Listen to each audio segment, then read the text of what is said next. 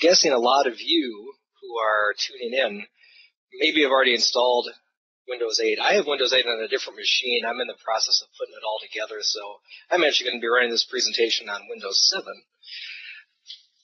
So let me just get my slides up here. Oh, I thought they were already up, sorry. Let me just launch into this real quick. There we go. There we go. Yeah, last minute name change you guys probably heard about here, right? So Metro was the key name that we were told for quite some time about the look and feel of the Windows 8 UI, and that has some weird stories now about possible trademark infringements and whatever else, so we can also just call this the modern user interface if we want to. Now, this presentation is something I gave a couple months ago. We had an open house here at Intertech to celebrate our 20th year, and this is kind of a retelling of that story. So you'll see little traces of the word Metro in here, but we all know what that's really referring to. You know, whatever the current buzz term is kind of irrelevant. Metro just meaning the new look and feel for the Windows operating system. Okay. All right. So unfortunately, I won't be able to hear you guys through any kind of audio device. So again, if you do have some questions, go ahead and text me, or you can send an email. Like I said, I'll give my email address later on.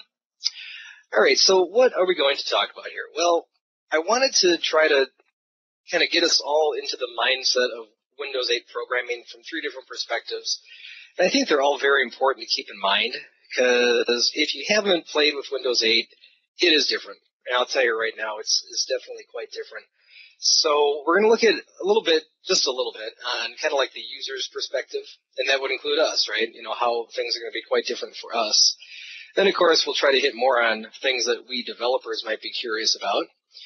And one thing which is pretty surprising is that when you are building a Metro-style application, aka a Windows 8 application, you're actually not doing pure .NET programming. There's a whole different stack of technologies that are used to build up a Metro-style app, but it's kind of a weird story because there is a subset of .NET that is given to us, and we can still use C#, and we can still use Visual Basic, and we can still use C++. And on top of that, we could also use HTML5 and JavaScript.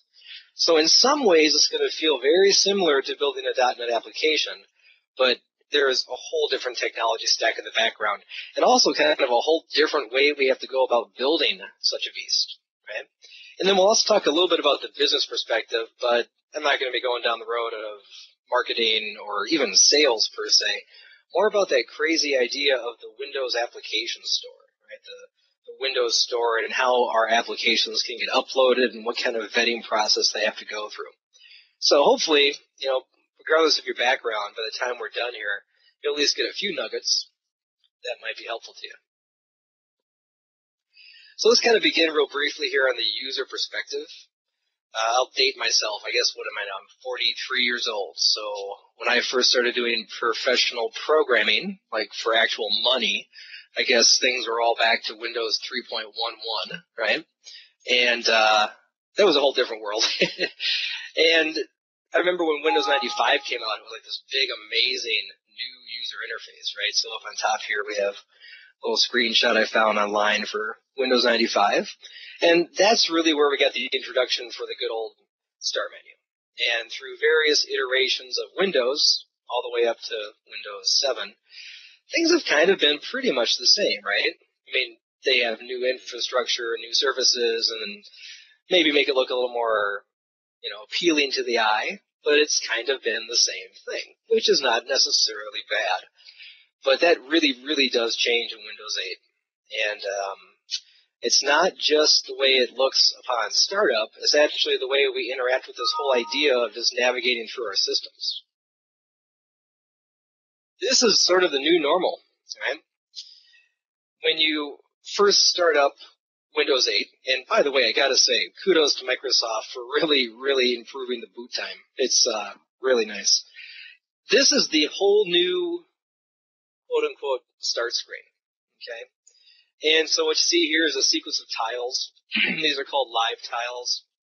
And they're called live tiles for a reason. These tiles are kind of living, breathing creatures that actually are doing things in the background. So just by way of a quick example, if we had a tile on here for maybe stock quotes, you might see real-time updates in stock quotes. Or even here in the screenshot, a little picture of Windows weather application. That could be changing as the tile page is currently up. Okay. Now, one of the things which takes a little getting used to is that the Windows 8 operating system is really, really optimized for touchscreen devices. So if you had a tablet PC, using your hand to swipe through all the tiles and zoom them in, zoom them out, and rearrange things is pretty darn fluid. The same thing can be done with a mouse. Maybe a little more to futz with at first. At least I found that to be true for myself. Now it's feeling fairly natural. But it does work just fine with mouse interface as well. Okay. Now, these application tiles are just the launching point. So if we were to click on any one of these tiles, we would launch what we used to call the Metro style app. Now it's just the modern user interface. And some of the big, big differences, and we'll talk about more specifics as we go, but, full screen, much more focus on content, much less focus on Chrome, right? And we'll talk about that Chrome distinction in just a minute here too, okay? Now, another thing which is pretty interesting is that when you are running a Windows 8 application, specifically a Metro-style application, that really does play by a whole different set of rules. We do have this full-screen support. We're able to tap into some Windows 8 features on these little decorations on the side, for example. But they run side by side with a quote-unquote normal, non-Metro Windows application. And as you can see in that screenshot in the lower right, it is completely possible to actually have both things side by side, right? And that's called the snap feature that we'll talk in a little more detail about as we go too. This might look familiar to some of you, because if you've been watching different Microsoft UIs in different products, they're all kind of adopting the same similar Windows 8 look and feel. So I'm not sure about you guys, but when I can, I try to spend a little time playing video games. So here would be a little screenshot of the Xbox UI. Windows Phone, right? Similar tiled infrastructure. And of course, this is Windows 8. Now, one thing which is really nice, though, is that with Visual Studio 11, it is now possible to build something called a portable library project. Let me just fire that up real quick so you can see it.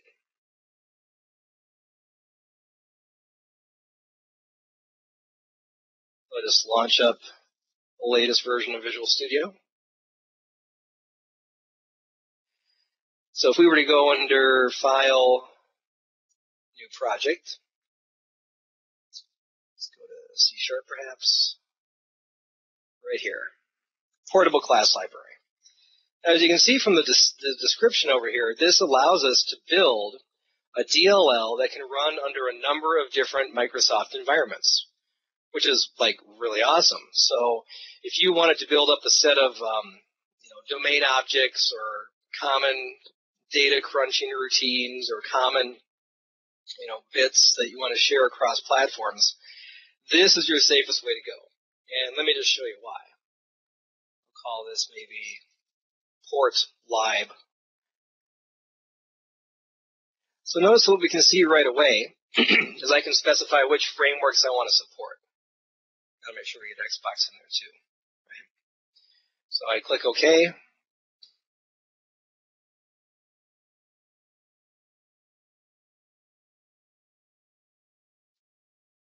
And now, as we're going to see, if we go under the References folder, so I'm on the upper right of the IDE right now under the Solution Explorer, this is a little different than what we're kind of used to, right?